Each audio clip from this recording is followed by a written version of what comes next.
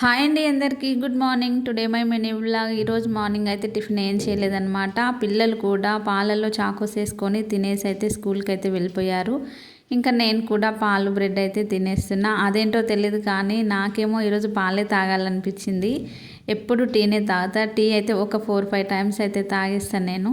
ఇంట్లో అయితే brown bread ఉంది, నార్మల్ బ్రెడ్ ఉండే. ఇంకా అందుకని పాలైతే తాగేస్తున్నా. పాలల్లో బ్రెడ్ టేస్ట్ బాగుంటుందని ఈరోజు అయితే పాలు తాగుతున్నా.